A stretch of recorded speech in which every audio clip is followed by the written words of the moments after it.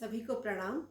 आइए आज जानते हैं शरीर में होने वाली कुछ परेशानियां और उनके लक्षण तथा उसके उपाय।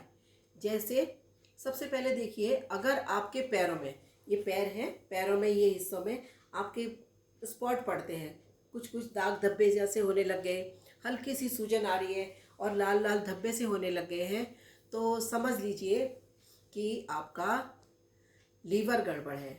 अगर लीवर की परेशानी है तो आपके पैरों में स्पॉट पड़ने शुरू हो जाते हैं। पैरों में स्पॉट पड़ते हैं, हाथों में भी कुछ कुछ धब्बे से आने लग जाते हैं और हल्की हल्की स्वेलिंग रहती है। तो उसके लिए आपको लीवर से संबंधित एक्सरसाइज करनी है और कपालभाति प्राणायाम करना है। लीवर को स्वस्थ रखने के लिए हल्का सुपाच्य भोजन लेना है, बिना घी तेल का हल्का सुपाच्य भोजन लीजिए। शाम के समय देर में खाना खाना बंद कर दीजिए। शाम को 7 बजे तक आप जो कुछ खा पाते हैं हल्का और बहुत हल्का। रात का भोजन केवल आपका भिखारियों की तरह होना चाहिए, जिसको कि कुछ भी नहीं मिल रहा है, थोड़ा सा रूखा सूखा कुछ मिल गया हल्का सा, वो ले लिया। दिन में अच्छे से आप खा सकते हैं। नॉर्मली दाल चावल अपना अपना जो भारतीय भोजन है, कुछ भी भोजन करने से पहले आपको 1 प्लेट भर के सैलेड लेना है। उसके बाद फिर आप अपना सॉलिड भोजन कीजिए। ये दिन के समय, लेकिन रात के समय केवल फ्रूट्स और सब्जियां लीजिए लीवर को ठीक करने के लिए। लिवोग्रिड पतंजलि का आता है, उसको आप ले सकते हैं। दिन में 2 टाइम लिवोग्रिड टैबलेट ले लीजिए। लिवोग्रिड सिरप भी आता है, उसको लीजिए। आपको लीवर की ये समस्या आपकी ख़त्म हो जाएगी।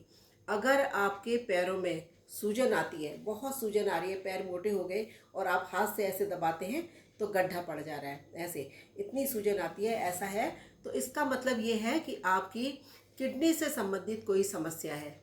आपकी किडनी में, किडनी जो है वो आपकी वेस्ट को बाहर नहीं छोड़ पा रही है, तो इसलिए आपको किडनी की प्रॉब्लम हो चुकी है। तो उसके लिए किडनी का पॉइंट है, ये बीचों बीच में, हथेली के बीचों बीच में किडनी के एक्यूप्रेशर का पॉइंट है, इसको दबाइए। कपालभाति प्राणायाम कीजिए और कुछ एक्सरसाइज कीजिए, जैसे मंडूकासन है, वक्रासन है। इससे किडनी पर प्रेशर पड़ता है और वो एक्टिवेट होती है, तो उसको कीजिए। पानी आप पीते हैं तो उसको पानी ठीक से लीजिए और बहुत ज़्यादा पानी भी नहीं लेना है। दिन में 2.5 से 3 लीटर नॉर्मली लेना है, और अगर गर्मी के दिन है तो थोड़ा आप ज़्यादा ले सकते हो। पानी का सेवन कीजिए अच्छे से। और किडनी को साफ़ करने के लिए आप नीम के पत्तों का पानी पी सकते हैं, सबसे सरल है। नीम के पत्तों का पानी पीजिए, या गोधन अर्क आता है पतंजलि का, अभी आपको मैं दिखाती हूँ। गोधन अर्क ये मेरे पास रखा हुआ है यहाँ पर, ये पतंजलि का गोधन अर्क है। इसको खाली पेट ले लीजिए, आपके बॉडी के सारे टॉक्सिन्स रिलीज हो जाएंगे। सुबह उठते ही आप खाली पेट जो पानी पीते हैं उसमें 1 से 2 ढक्कन, 1 गिलास पानी में आप 1 ढक्कन या 2 ढक्कन डालिए। शुरू में आप 1 ढक्कन डालिए, इसका 1 ढक्कन मतलब 1 चम्मच करीब आप डालिए शुरू में। 2-4 दिन में आपका स्वाद आपका शरीर जो है उसको, इसके स्वाद को ग्रहण करने लग जाएगा, तो फिर आप 2 ढक्कन डाल सकते हैं। इसको सुबह खाली पेट लीजिए, आपकी बॉडी के सारे टॉक्सिन्स रिलीज़ होते हैं। और नीम के पत्तों का पानी पीजिए, सुबह खाली पेट 6 से 7 नीम के पत्तों का पानी पी लीजिए। इससे आपकी किसी तरह की कोई स्किन संबंधी एलर्जी है तो वो भी ठीक होगी, आपकी किडनी भी ठीक होगी।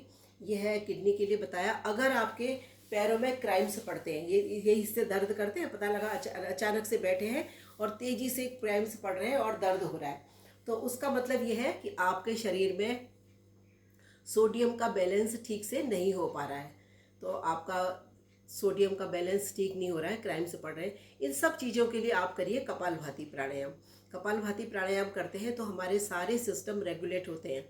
और दूसरा, कुछ एक्सरसाइजेज कीजिए जिससे नस नाड़ियों के आपके ब्लॉकेज खुलते हैं। एक्सरसाइज कीजिए, प्राणायाम कीजिए और नस नाड़ियों के ब्लॉकेज खुलते हैं तो आपकी और समस्याएं भी ठीक होती हैं। अगर और इसके अतिरिक्त है, अगर किसी के सिर में ज़्यादा दर्द होता है, सिर में दर्द होता है, तो उसका कारण यह है कि आपके ब्रेन तक ऑक्सीजन ठीक से पहुंच नहीं पा रही है। तो उसके लिए अनुलोम विलोम प्राणायाम कीजिए, अनुलोम विलोम प्राणायाम कीजिए, भ्रस्तिका प्राणायाम कीजिए। लंबी गहरी सांसें लीजिए और छोड़िए। श्वास तो हम हमेशा लेते ही हैं, उसी को लंबा और गहरा लेना है।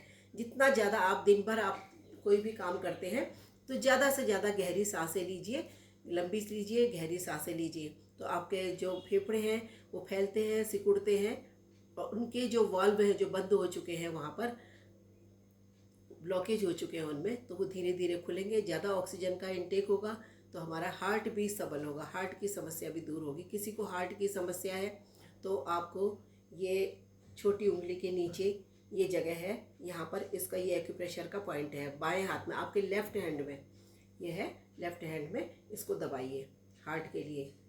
ये हार्ट की समस्या को ठीक करने के लिए। अभी मैंने लीवर के बारे में बताया, तो लीवर की समस्या को ठीक करने के लिए राइट हैंड में यही जगह है, यहाँ पर उसको दबाइए। ये इसके एक्यूप्रेशर का पॉइंट है इस तरह से। और अगर किसी के जोड़ों में दर्द है, एड़ी में अगर दर्द है, तो उसके लिए सबसे पहले तो आप समझ लीजिए एड़ियों में दर्द है, घुटने में दर्द है, तो कैल्शियम के साथ साथ विटामिन डी की कमी है। इसका कारण यह है कि विटामिन डी की कमी होती है। उसके लिए सुबह की धूप होती है, सुबह करीब 8 से 9, साढ़े 9 बजे तक की धूप आप उसको लीजिए। धूप में अगर हम बैठते हैं, गर्मी के दिन है तो 7 बजे की धूप भी बहुत अच्छी है, उससे ज़्यादा आप बैठ नहीं पाएंगे। 6:30 में धूप आनी शुरू हो जाती है, 7, साढ़े 7 तक आप धूप को लीजिए, या उस धूप में अपने कोई काम कर लीजिए, हल्के फुल्के एक्सरसाइज कर लीजिए, प्राणायाम कर लीजिए।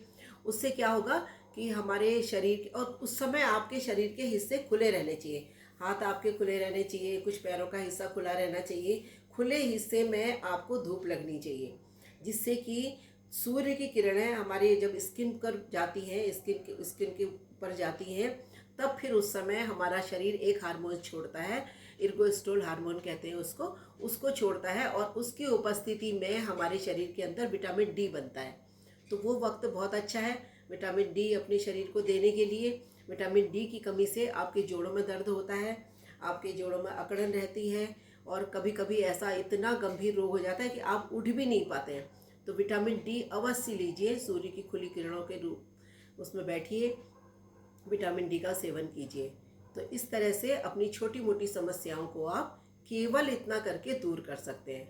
अगले चैप्टर में फिर आपको कुछ और बताऊंगी। आज के लिए इतना ही बहुत है। प्रणाम।